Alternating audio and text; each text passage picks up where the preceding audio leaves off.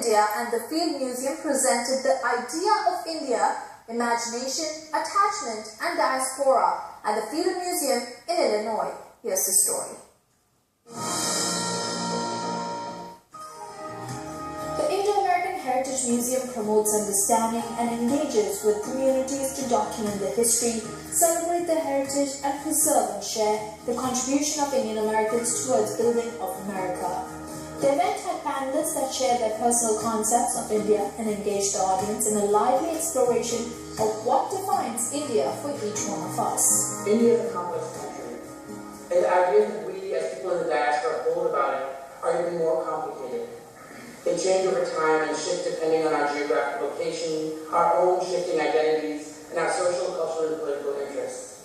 Today we'll hear more stories of diaspora, attachment, and imagination. My dad is a doctor. My mom is a doctor. My brother is a doctor. And I hate science. I hate it.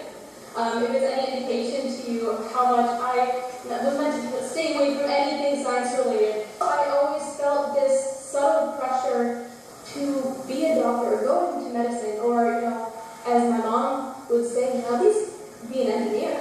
One such story that we just learned of very recently is from a woman named Miriam.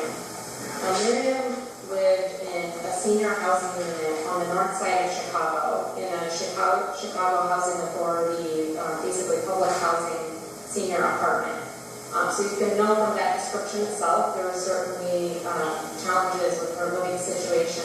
When the paramedics finally came, she finally convinced the paramedics, I cannot even fathom having to go through this when calling 911 and having a serious medical emergency.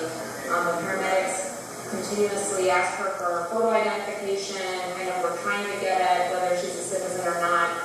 They told her, you're Arabic, go back to your country. I mean, one injustice after another.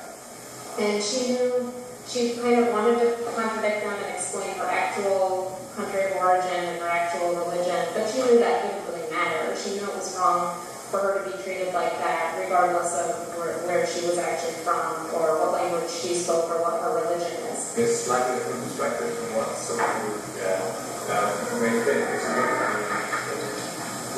here's my story. But I was born and brought up in Kenya. As far as I can tell, my family has been with 3 or 4 generations. Long enough that we have no ties to India in terms of family relationships. We obviously kept the language and the culture and the traditions. The Indian community in East Africa was very insular, kept very much to itself.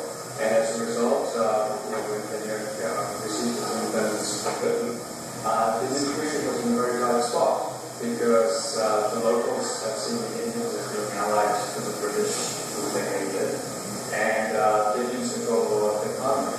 So the writing on the wall was that this was going to show some proposition for the Indian community. And some of you know, in places like Uganda and Tanzania, they just nationalized property, kicked out the Indians, and sent them packing.